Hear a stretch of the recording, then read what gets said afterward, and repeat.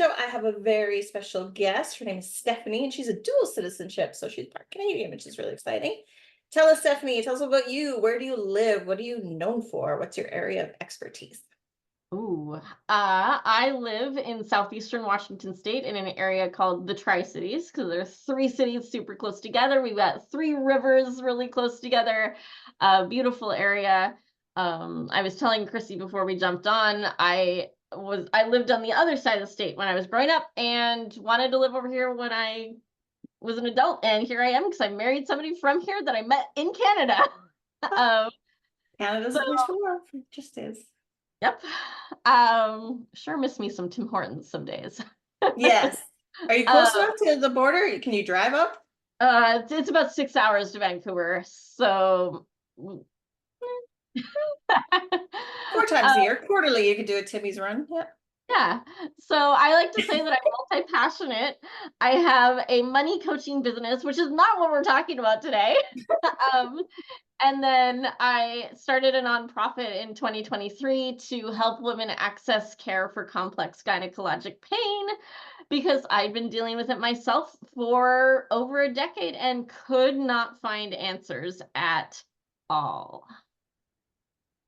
It was we talked a little bit about my story. The audience already knows about me. I talk enough, but I but I know in Canada, and I don't know what it is in the States if it's much better, but in Canada, the average diagnosis for women experiencing chronic symptoms like pain is about 10 years. It takes about a decade for someone to finally pick up, take notice, and be like, oh, maybe we should do a little more digging into this. And I don't know how many women get tired of hearing, but your blood labs are normal. Everything's normal. You're healthy as a horse. Oh, yes, I am the paragon of health over here.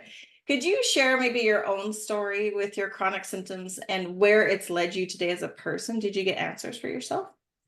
Yeah. So my pain, let's see, I started with the typical, period related cramps and stuff like that in high school and through college, and then got married, and then the pain with intercourse started, and then it just kept snowballing. I ended up with some vulvar, like external vulvar pain. Oh And no. you're gonna learn way too much about me. That's No, okay. no, no, it's good. It's good. I We love love it sharing here. the story because it's so cool and so important for women to hear that, hey, if you're having these symptoms, it's not normal and you do need to look for help. So, having these vulvar symptoms, and that was my life for a while. We did try to look for answers locally.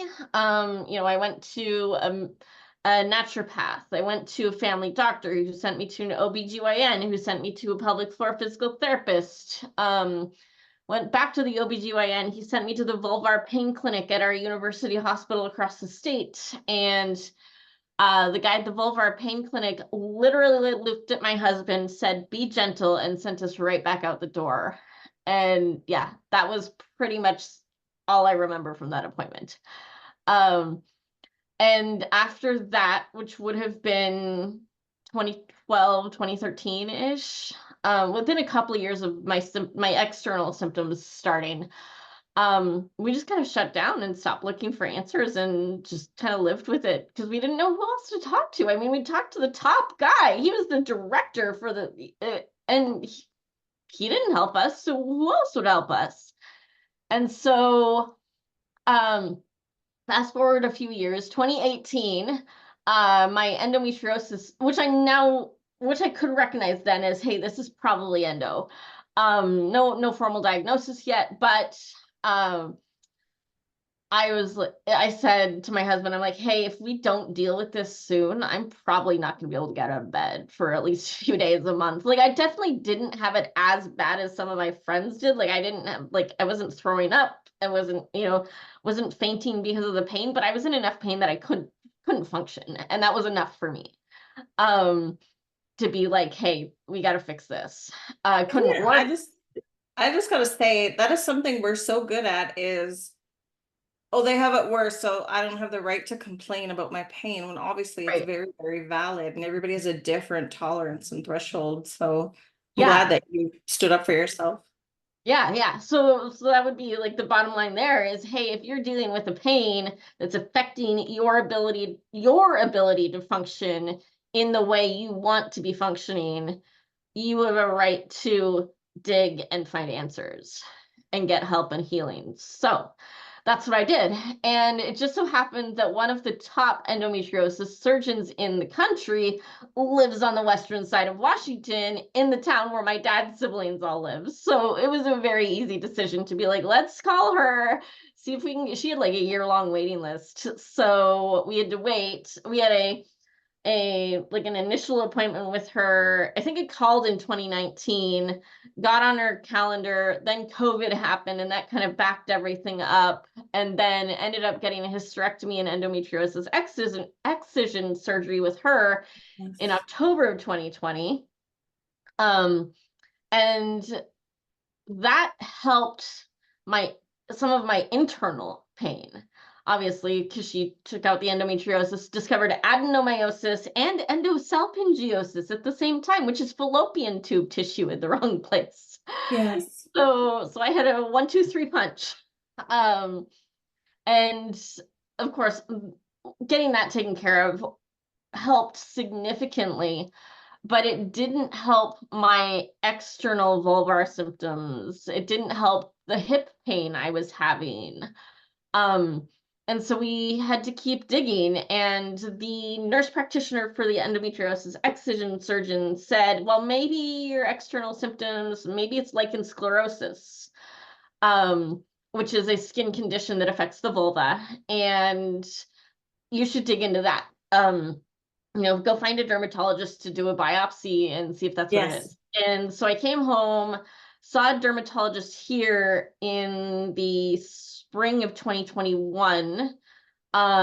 She took one look at it, didn't do a biopsy, said, yep, it's lichen sclerosis. Here's what we're going to do through a bunch of medications at me, said, oh, but you're going to fail these. So in 6 months, come back and we'll be able to get you on this other medication. I've got 3 patients on that are all doing great and you'll be fine. So I'm like, okay. So I wait out 6 months, go back to see her again. She puts me on this super specialized biologic medication and it does nothing. It does absolutely nothing. Um, and I'm on that for almost a year. Um, but I go back after 6 months on that to see her for a follow-up, and she gaslights me because I had quit the medication that I was on for those first 6 months. She said in October, she's like, oh, you failed them. So I figured, oh, I failed them, I can stop using them, right? Like any normal person would think, I would think.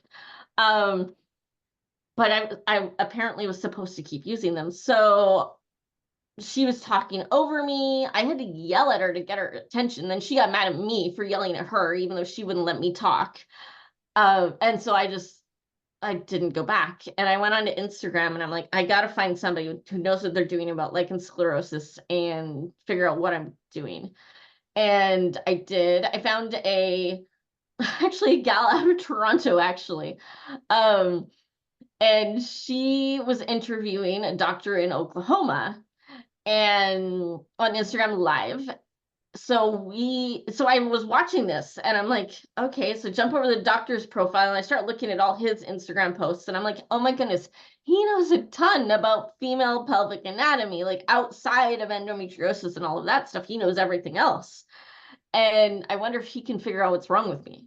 And so I reached out to him and I told him a little bit of what was going on. I'm like, can you help me? He's like, well, I'm actually starting my own private practice to focus on vulval vaginal issues in sexual medicine in October of 22.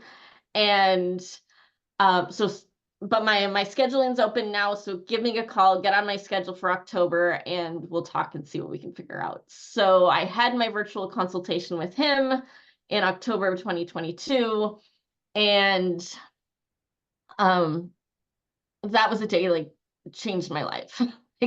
like my hysterectomy surgery was great for taking care of pain, but Yeah. to be listened to and have a doctor be like, okay, and to have a doctor listen to my husband. And the crazy thing is, I went back and looked at like my calendar, and as best I could tell, putting dates together, it had been like 9 years or 10 years or like almost to the day of that appointment at the vulvar pain clinic. And it was just so redeeming. And it was amazing. I'm tearing up thinking about it. Um, and so we talked with him. He listened to me. It was my best doctor's appointment up to that point, bar none, even though he didn't even touch me because it was all virtual. And we decided we were going to go to Tulsa to see him in person and see if he could actually figure out what was going on. And wouldn't you know it, I've we're still working with him. I just talked to his office this morning about booking my 4th trip to Tulsa. um, so we like he found spasmed muscles in my pelvis. He's found an irritated nerve in my pelvis. Um, he diagnosed me with a skin issue. And now we're contemplating, do I have a hormonal issue at the skin level going on? So, and those are kind of his 4 main areas of expertise. Yeah.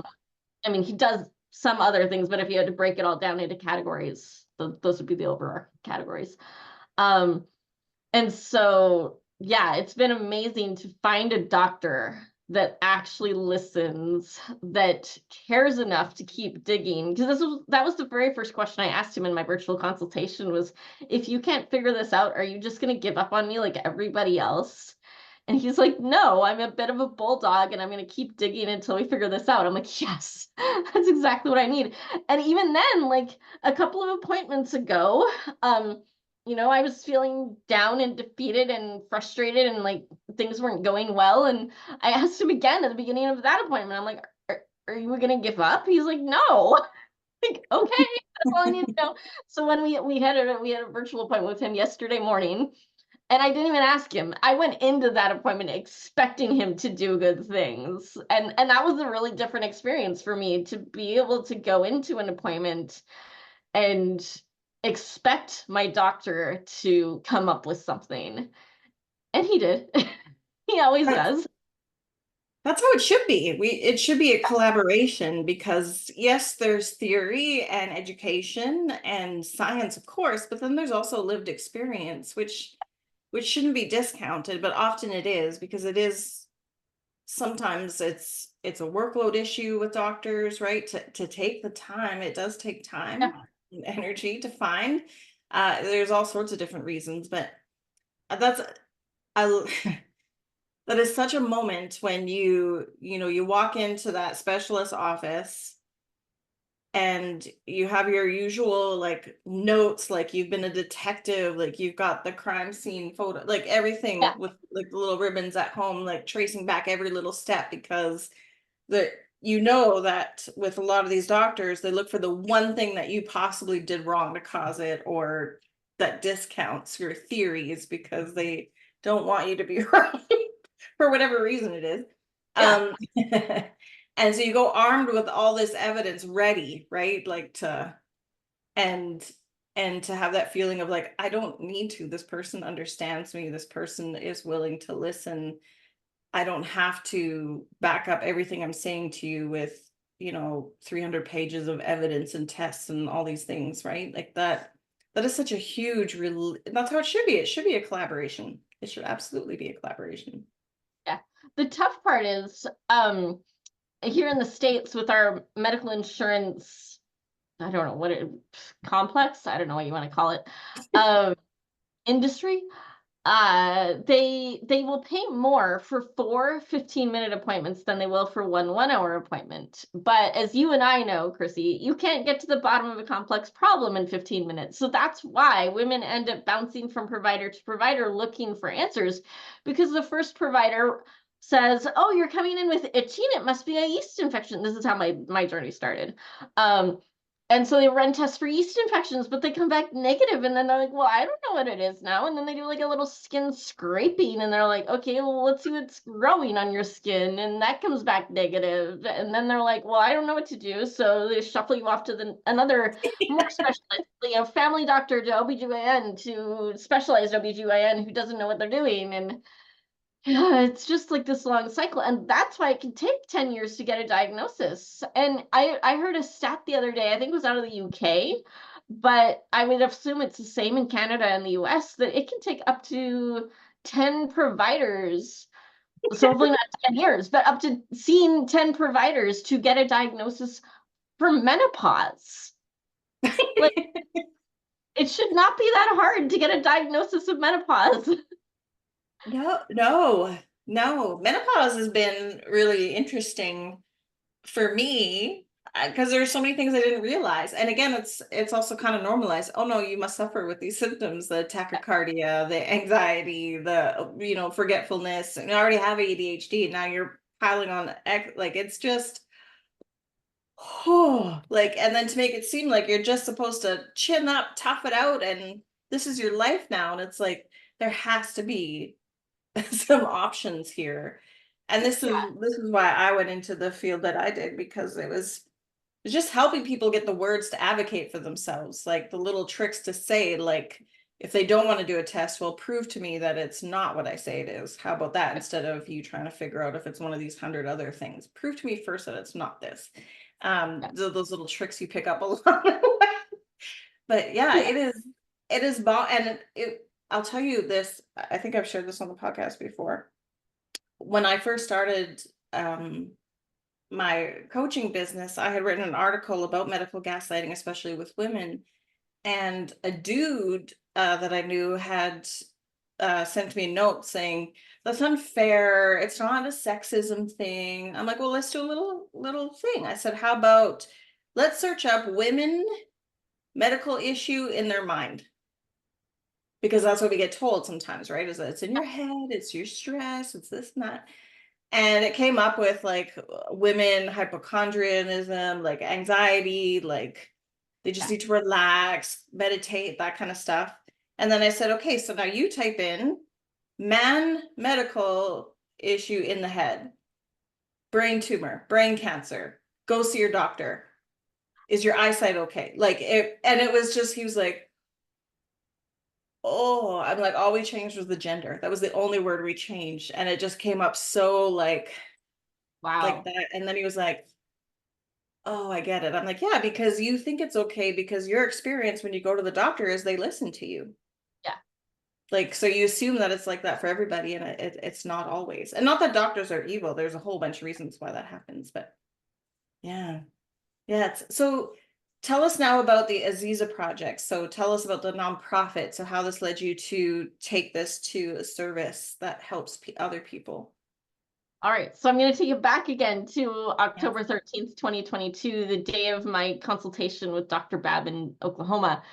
I woke up at 3:30 that morning and I was thinking to myself, how did I get so privileged to have the financial means to consult with a doctor of this caliber? Because going back to what I was saying about American health insurance, because of the way that they will pay for appointments, doctors who need to spend an hour with complex patients to get to the bottom of things can't afford to take American health insurance and keep their doors open. So they end up being out of network, which means that more of the cost falls directly onto the patient at the time of booking or at the time of the appointment. And that means that it's less accessible for the patients who actually need the care. So I was laying there and I'm like, how can I help women who don't have the financial resources I do to be able to access this quality of care? And this was before I'd even really talked to him. Like all I'd done was watch enough of his Instagram videos and stuff like this to see that he actually cared and knew what he was talking about. Um, and so I'm just trying to sort this out. How can I do it not in our estate planning when we're dead and gone, but how can I do it now? And so I can help women who are hurting now. And I'd completely forgotten that I had a way to snap my fingers and start a nonprofit. And I didn't remember until I was in Tulsa. I'd had my procedure with him. I was laying on the hotel bed recovering from the anesthesia, and I had my phone in my hand, and I'm like, oh, great. I have a fiscal sponsor in California that I already have a women's health project with, but I hadn't had to do anything with that project in almost a decade because it was now a Facebook group that was basically running itself, and we didn't need to do any fundraising for anything anymore because we weren't paying for web hosting or whatever. So I immediately emailed them. I'm like, are you interested? Are you still out there? Are you taking new projects? And would you be interested in another women's health project? Because I've got another idea. And they wrote me back. They said, let's sit down next week for a virtual coffee. And within 30 minutes of that conversation, they're like, yeah, we love it. We'll just see it as an extension of what you're already doing. So you don't even have to fill out any more paperwork. I'm like, okay, great. Let's do this. I didn't even have a name for the thing. And there I was with nonprofit status in the US. So yeah. It's meant to be. Yeah, it was a bit of a shock. So I came up with the word, I Googled looking for a non-English word that meant something like strength. And I came across the word Aziza, which means beloved, precious, and mighty. And I'm like, that is perfect. Mhm. So that's how the Aziza Project was born. I started fundraising because I was with nonprofit status. And friends and family helped me with the costs for the domain and getting the website designed and the logo and the branding package. And then we had a gal that I knew of. She was a teenage pre-professional ballerina. She just turned 18. So she would have been 16 at the time, maybe 15. Um, and no, this was just last year, so 16 going on 17 at the time. And she's a pre-professional ballerina, but bleeding about triple what she should be. And they didn't know what was going on. So I went to them and I said, hey, would you mind being our guinea pig? We'll pay for a virtual consultation with the doctor in Oklahoma, and we'll see if we can get you guys some answers. And we did. And then we ended up helping another teenage girl from Tulsa later on that last spring, a year ago. And then the rest of the year was kind of spent building a little bit. I think the website was finally done around October. And then we just kept saving, kept talking to people, raising funds. And we finally sent our first client from New York City area to Tulsa to see the doctor in June. So yeah, it's That's been a ride. amazing. Yeah. Yeah, it's a ride, eh? Has Yeah. it? So, and how are the people finding like the experience, and are they getting answers? Are they getting closer to like how is it Yeah. changing lives? I know I heard from the ballerina's mom after her appointment, and she's like, oh my goodness, there were words, he was throwing words out that I had to write down and Google later. So that was really good. There were other reasons why they couldn't follow up much beyond that, but at least they had some idea of what might be going on then. Didn't hear much from the other gal's mom, but the gal that we just sent to Tulsa had a really great appointment. She was able to get some answers. She's still got some more answers to dig into, but she felt so heard, so listened to, so comfortable. It was great. Yeah. Amazing. Just the value of being heard it's amazing for the health as well. Yeah. Um, what are the goals for the Aziza project? Are you looking at creating a network of various practitioners? Are you what do you envision for the future? So my goal right now is to get enough regularly incoming money so that we can send patients to Tulsa on a more regular basis. If we send one patient a month, that would be amazing. But sending one patient a month to Tulsa costs like $10,000 US, possibly, depending on what kind of treatments they need. And we Yeah. won't know that until they get to Tulsa. Yes. So that's one segment. People keep asking me about endometriosis and when, are you going to add an endometriosis surgeon? And I would love to add an endometriosis surgeon. But again, until we get more funds coming in on a regular basis where I can say, okay, now we can kind of start splitting and saying, okay, our pelvic, our vulval vaginal patients need this much money on average, but our endometriosis patients need this much money on average, and be able to start splitting out monthly donations to go to different places Yes. carefully, and not assign them to certain clients, but certain programs for sure. Then once we get to that stage, then I'll feel a lot more comfortable about finding an endometriosis surgeon to approach and say, hey, would you like to join in on what we're doing? another arm I would love to start would be a scholarship fund for medical students who Yes. want to be able to work on these complex gynecologic issues, but they've got to go through medical school first, and then they come out with hundreds of thousands of dollars in student loan debt, and that is no fun. um, and so I would love to be able to offer them scholarships so that we can, pay for them to, pay their living expenses while they go to Tulsa to shadow our doctor if that becomes a thing. Pay for a fellowship for somebody to go and shadow an endometriosis surgeon for a year or two to really learn what endometriosis looks like and what, everything they need to look for in those situations. Yeah. So My I got big GP, dreams. I love it. I love it. I know my GP has always, they've been my GP since I was a teenager, and we're quite close. And we know it, she knows me very, very, very well.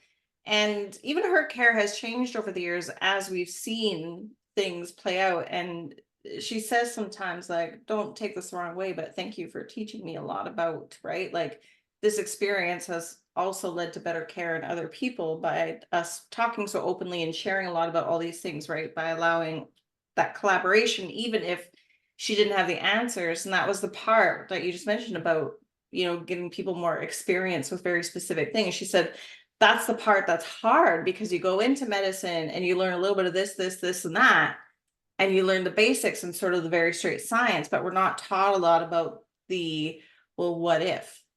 Yeah, The what if, what are the other things? We're not provided a lot of different, and we can invest in that through our careers, but again, so many options. And is that person going to actually have the right information? It's a bit challenging, isn't it, for physicians as well? yeah, for Yeah. sure. What when we think about the doctors, because again, it's not about, and I hope nobody thinks that when they listen to us talking about this, that doctors are evil or the medical stuff, big pharma. That's not what this is about. It's a whole systemic issue. Why are women facing so many barriers to getting good gynecological care? Oh, yeah, you're right. It is a systemic issue. And uh, it comes down to things like patriarchy and the fact that women weren't required, at least in the States, they weren't required to be in medical studies until like 1994. And, that's not that long ago. What is that, 30 years? um, and so I think it's stuff like that. And well, and even you read things from like back in like the 1700s about the way people looked at and wrote about women and the things they were complaining about back then. I mean, we were labeled hysterical all the way back then and shoved into mental institutions That's why it's over the called a hysterectomy. Yes. yeah, Yeah. yeah, exactly. So uh, it's such a systemic issue, but that's why I really think that it it's not about necessarily changing the system one doctor at a time, but the more doctors we can get on our side, the better, the better we can approach, okay, how can we get insurance to actually create a code for endometriosis excision surgery? Like, what does Yeah. that take? And I am very adamant about the AZIZA Project is specifically a funding organization. We are not an educational organization. We are not a political advocacy organization. We are strictly like a pass through. We get donations. We evaluate clients for financial need, and then we help pay the doctors on their behalf. But I would love to partner with other organizations who are doing those other pieces to say, okay, here are some doctors who have seen patients who've been gaslit 20 times. How can you need people to talk at a Senate hearing about XYZ related to this issue. I've got contacts. Let's work together to get the contacts to where they need to be. Those sorts of things. Mhm. So I think we all just need to learn to work together to create change rather than, trying to exist in our own little silos of, protecting our nonprofit donors. These are my donors and I'm not going to tell them about this organization over here they might also be interested in. No, we need to be working together carefully. Like, I'm not going to go and sell my donor list to another nonprofit or something like that. But I think as organizations and as individuals, we can definitely work together to make our voices heard to try to create the change that we're looking for. Yes, it's about co-opetitiveness, right? It's not about slicing that pie into smaller and smaller pieces and trying to dole it out between more people. It's about making the pie bigger. That's Yes. really what it's about. Yeah. Yeah, yes. I'm gonna, after we get offline, I'm gonna put you in touch with someone that I think could be an amazing contact for you. And before you tell us about how to get involved with the AZIZA Project, just tell us, what would you want women to know most out there? That if you're dealing with this type of pain, keep digging and keep looking. And I was thinking about this morning, how I've bounced through multiple primary care providers in the last couple of years, trying to find somebody who will be a team player, who will be willing to work with my specialist in Tulsa. And I've almost had to lean on him as a primary care provider in some regards, over prescriptions and stuff like that. And he's gone way above and beyond my expectations. Um, Yes. but I would say keep digging, keep asking questions, keep demanding a higher quality of care. And I know that can be difficult in Canada, where you guys do have a doctor shortage in a lot of communities. So I would just encourage you to ask around, ask your friends who, like, what doctor are you seeing? What's been your experience? And try to find the best doctor in town. And also, I mean, if you can, if you have a bad experience, find out, is that the norm for that doctor? Are they just always in a bad mood? But if you have a bad experience, one bad experience with a provider, try to find out, if you can, what was going on in their life that day. Because if you don't have the ability to bounce from provider to provider, you got to work with what you have. But in order to work with what you have, you got to get them on your side. Build a relationship. Mhm, Yes. for sure. Yes. Yes. So how can people get involved with AZIZA Project? So first, like maybe how to contribute to the funding, and then also if there's someone out there that's like, I'm in need of gynecological care, how do I apply to be a recipient Yeah. of the AZIZA Project? Sure. So first thing you can do to support the AZIZA Project is go to our website, azizaproject.org, and sign up for our free monthly newsletter. That's a great way to kind of get in the know what's going on. I try to push out a recap of what happened the month before, with links to our website so you can find stuff. And then, yeah, go to the website, consider becoming a donor. We've got a less than a latte campaign going on for $5 a month donations. Um, so that helps us, get some money coming in. I'm also looking for small business owners who might be looking for a place, especially American small business owners. Sorry, Canadians, we're not a Canadian 501c3. It's a But American small business owners, we're halfway through the year. They're looking for a place now to kind of contribute some tax deductible donations so that they can cut down on their tax bill at the end of the year. We have a corporate sponsorship program for that. So, and then volunteers. Right now, I'm specifically looking for a social media volunteer. So if you're listening to this and you're a social media manager who has a history of pelvic pain or gynecologic pain of some sort, and you're like, oh my goodness, I really could help with this, I would love to talk with you. There is a button on the website to schedule a call with me, so feel free to do that too. And then as we grow other volunteers, I'll need somebody to maybe sit with somebody who's filling out our financial aid paperwork and help them, just do some body doubling, if you're familiar with that term.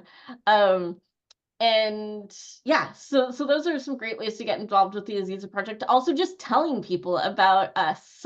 Follow us on social media. We're not super active on social media right now, which is why we need that social media manager.